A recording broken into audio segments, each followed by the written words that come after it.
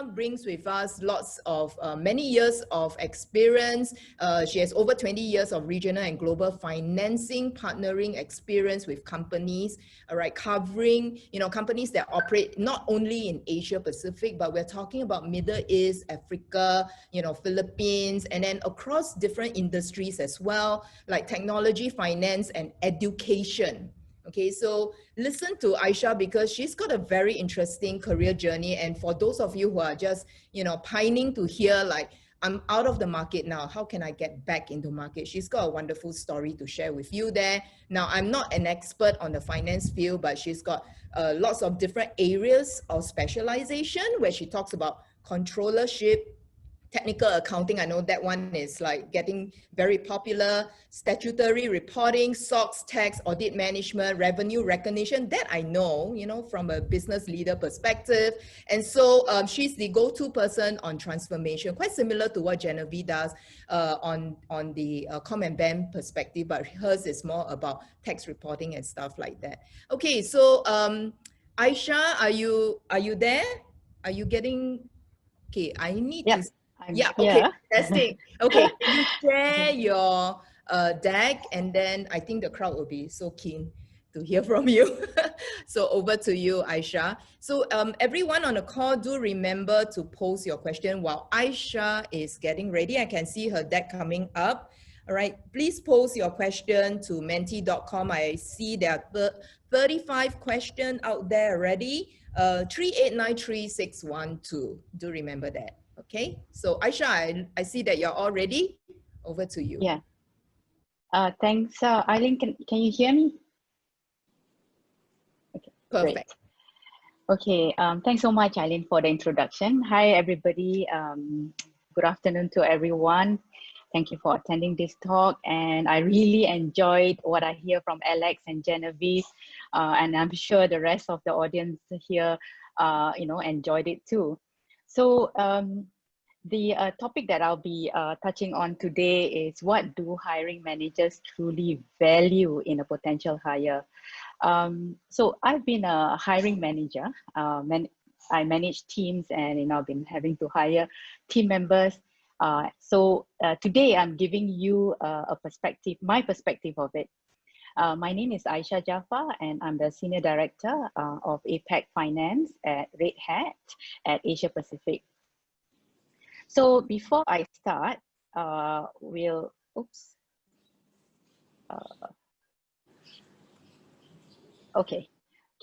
I start, let's take a poll. Right. Okay, so I'm going to be launching the poll. And so I hope everybody can see the poll on screen. The question is, think back on your last salary, not your next salary. Do you think that your last salary, you were overpaid, underpaid? Gosh, even before I finish the question paper, I'll finish my question, right? Overpaid, underpaid, or paid just right? We cannot expect this answer, right? Yeah. but it's interesting. Yeah. So we've got like 75% of you have already voted. There's like, 165 of you. We're talking about 165 of you. There's a lot more coming in. What do you think? That, based on your last salary, overpaid, underpaid, or paid just right? All right. I'm going to stop the poll because I think we have hit 80% right now. So I think it's quite a good enough number. So 175, 76 of you, 180 of you have already voted. I'm ending the poll and I'm sharing the result just so you can see what all of you have mentioned. Okay, very interesting, Aishah. I see 8 people said that they're overpaid. I wasn't. Yes. Okay. So I wasn't expecting this, but there are people who think they are overpaid.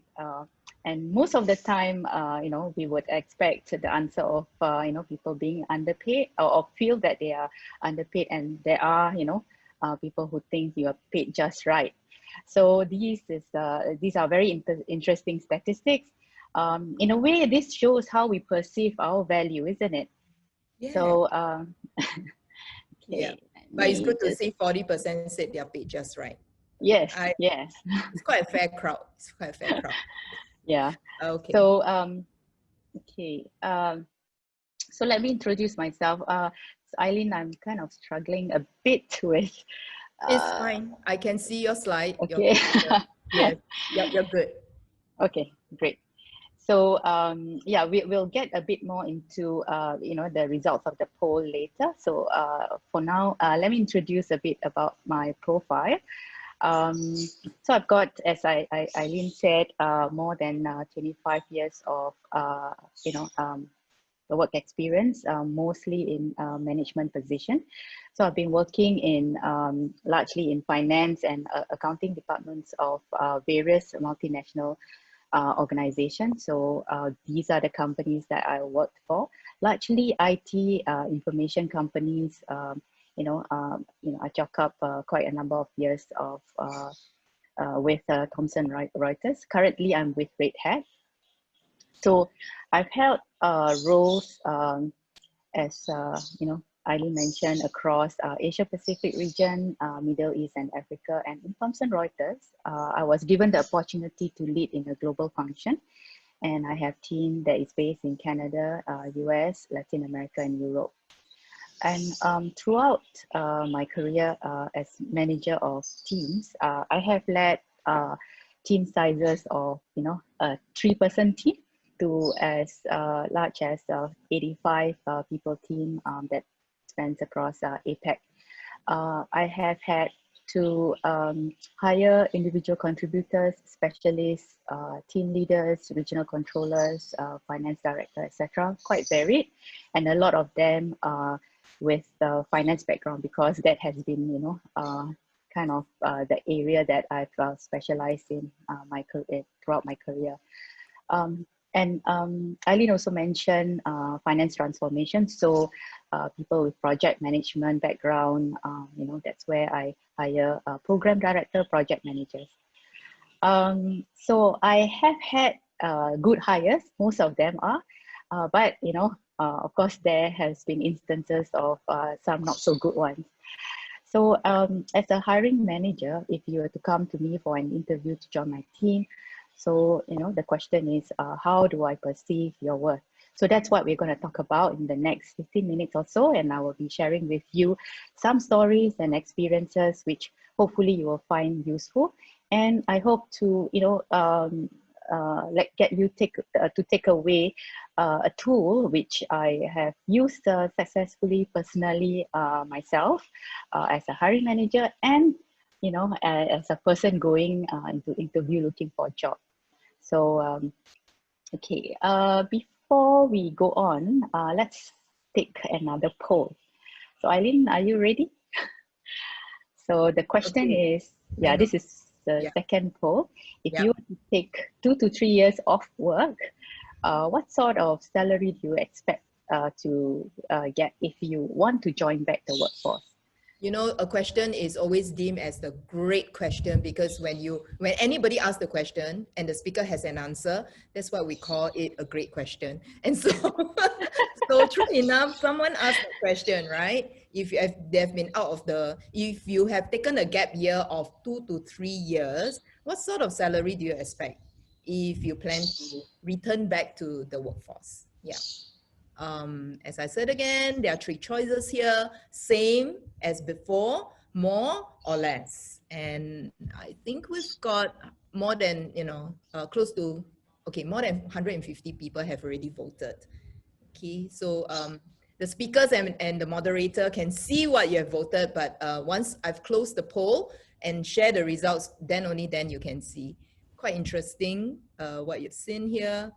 All right, 80%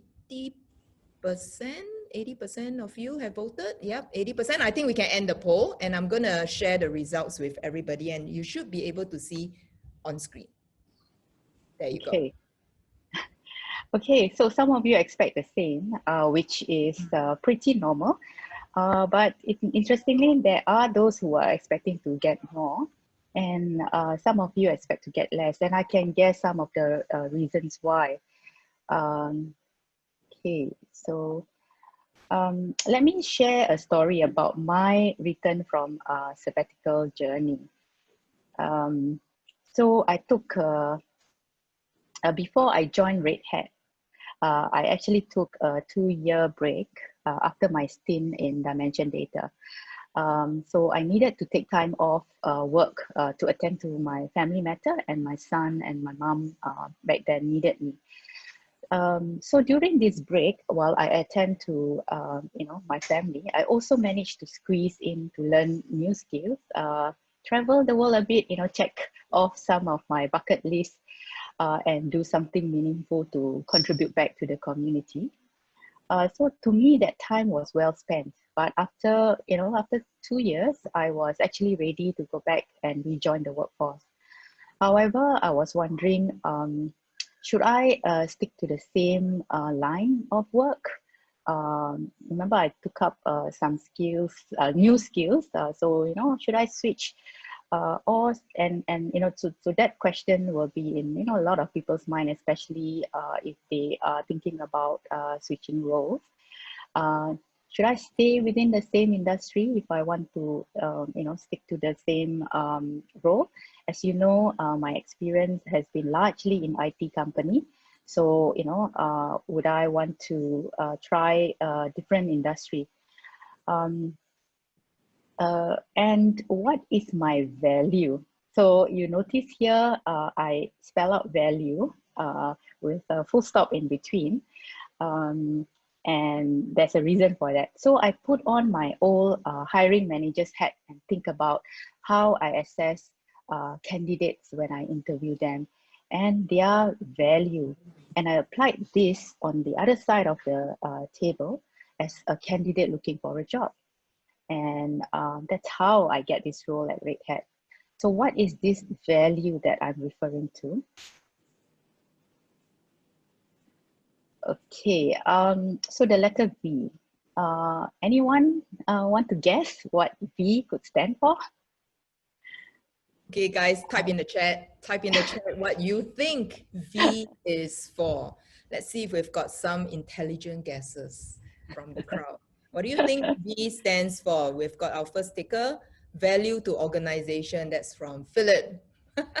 Wow. Okay. And then Kiali as well, value add, proposition. I think Greg also said value. Yeah. So Raymond, value add as well. We've got an intelligent crowd.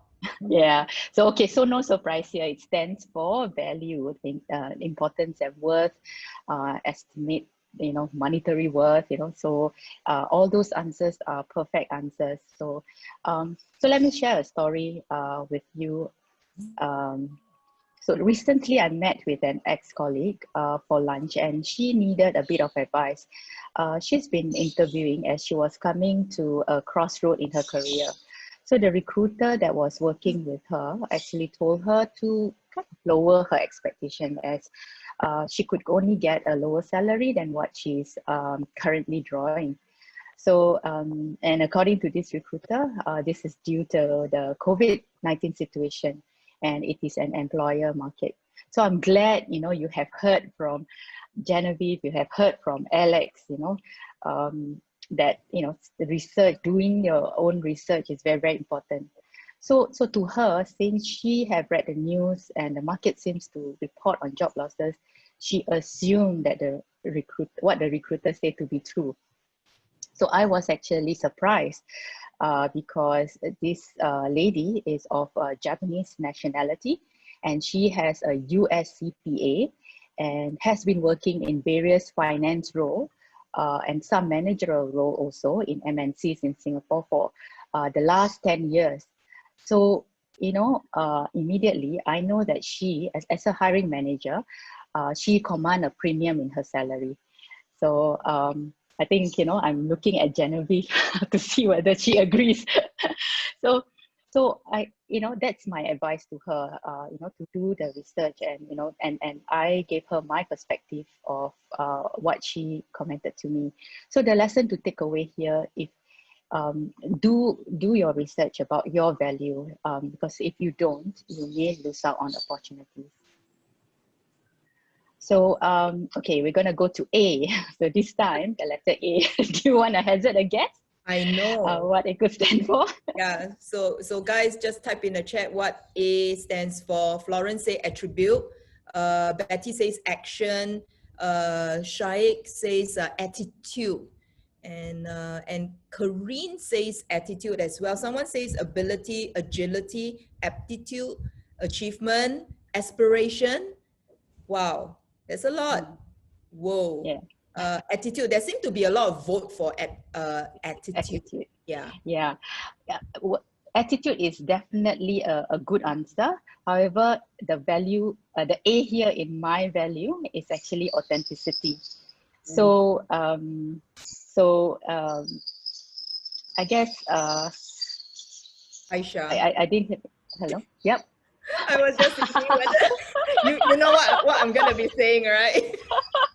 I was just thinking, in case those of you who are listening in and thinking that your computer is making some squeaky noises, there's nothing wrong with your computer. Okay, I've got lovebirds in my home, so the sound you're Birds, hearing is yes. actually birds. Yeah. So Yes. although I have my office red hat, but it is a virtual. I'm working from home, so I do have lovebirds. So that's the sound in the background. So Yep. Yes. So just in case you guys are adjusting your monitor and all that stuff, there's nothing wrong with your computer. Yeah, Aisha is an urban farmer and she's got and vertical farming as well. Those of you who are interested, go find out from her. She's got lovely, lovely vertical farms. Okay, sorry for interjecting, but just in case. yeah. So yeah. So A in my value here is authenticity. So be authentic, be yourself. And I hear that I think from Genevieve when she was talking about what Facebook encourage in the organization.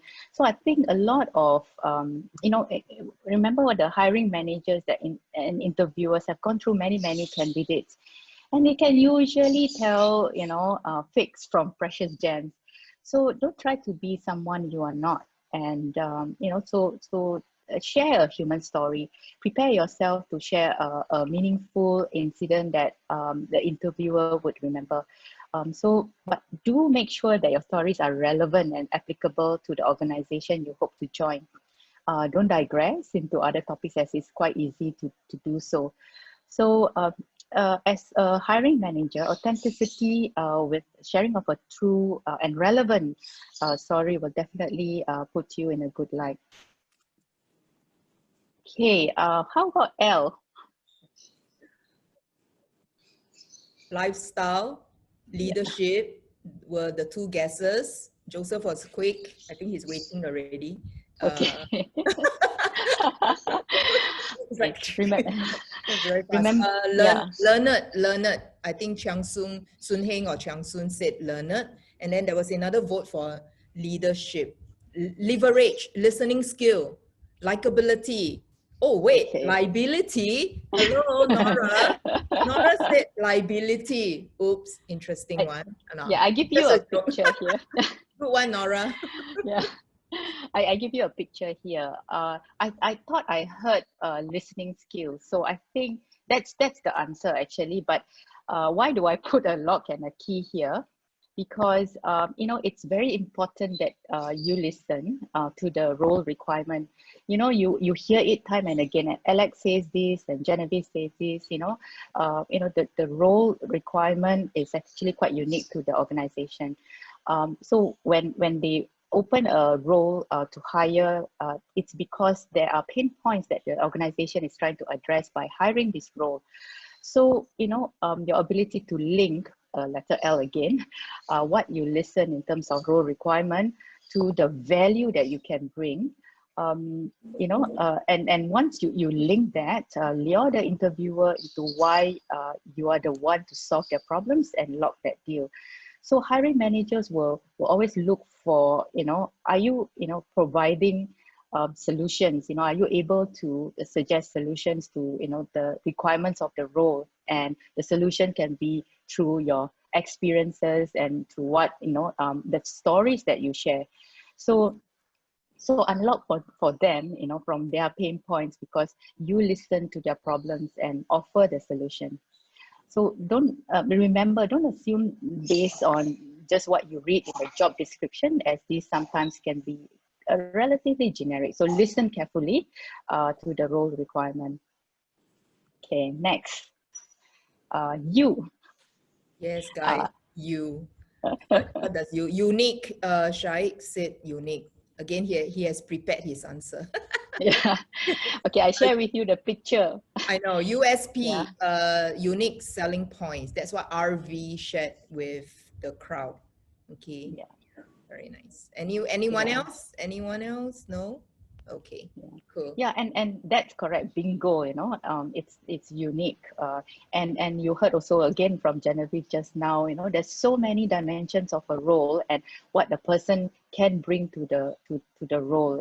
So it's important for the candidate to that for the hiring manager to see what's the unique value that you have, and the candidate to recognize that this would be something that the hiring manager would be looking for.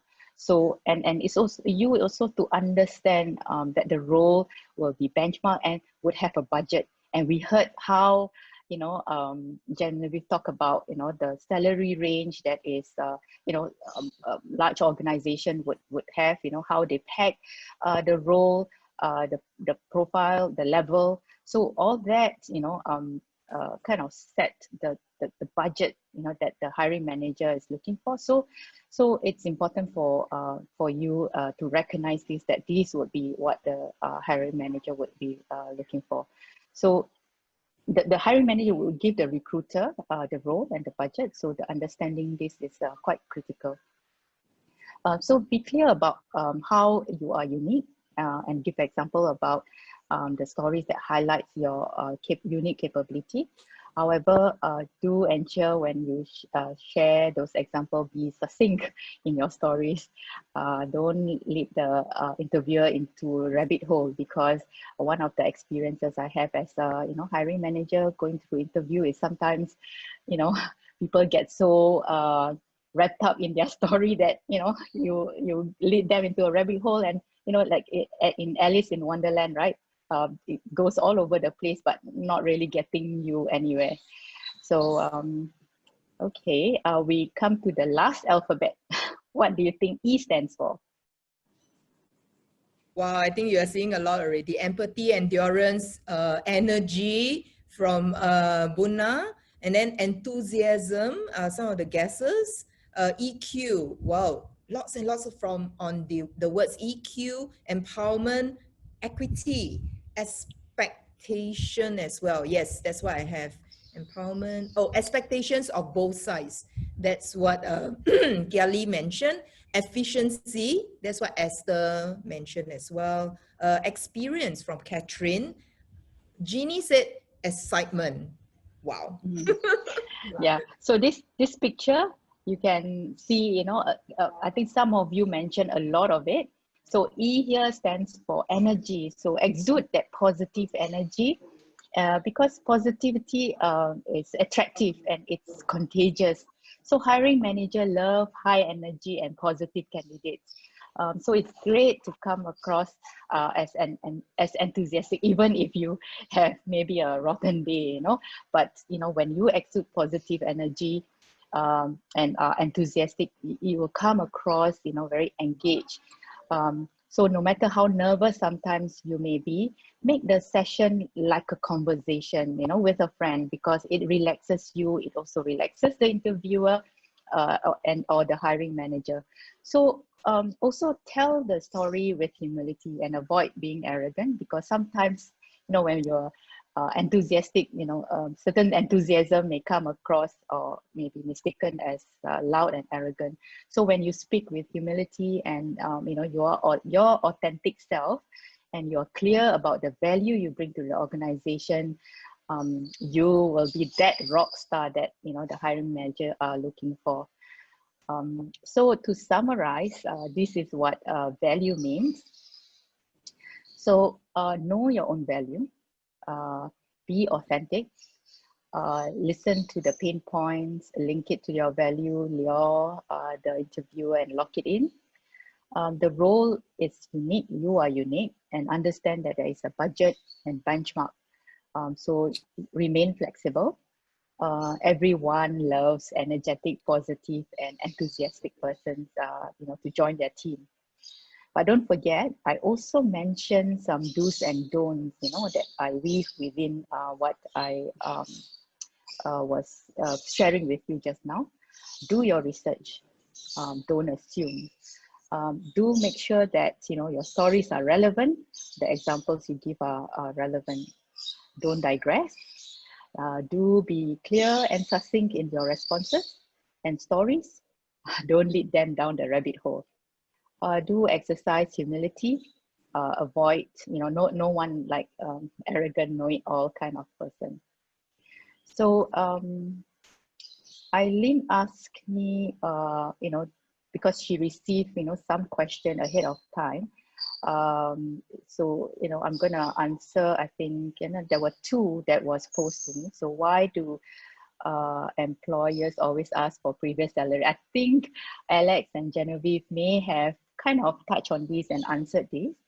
But, as a hiring manager, Aishah, I'm going to just interrupt you a little bit. Can you yeah. just backtrack just one slide? Okay. Just the summary, I think.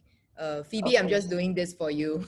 Not always, okay. So can you just back up the slide that shows this one, the do's and don'ts. I think this is so relevant. Sometimes we forget when it comes to salaries, we are, hyper excited about, closing the deal. But sometimes, that conversation about salaries could be a leverage, or sometimes it could be a showstopper. So I really like this summary slide, Aishah. And so Phoebe, I think you're done, right? Yay. Okay, let's move on. Thanks.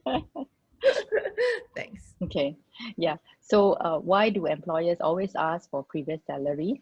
So you have heard from I think Genevieve that could be that going forward there might be legislation where this no longer will be part of the conversation, but it's not here yet. So we do see this being practiced. So as a practice, I don't do it. As a hiring manager during interview, especially, I'm not inclined to discuss a salary, but I know that my recruiter or the talent acquisition person in my organization would be asking this. And remember the you in the role, it is unique, and understanding it, that it has a budget, because as a hiring manager, I do have a budget to maintain. But having a budget also means that there is a range. So there is flexibility. So I will go to the next question, which I thought would be relevant. So will employees pay higher than market rate? So the answer is, I like Alex's sign which says it depends. It's neither yes nor no. So it depends.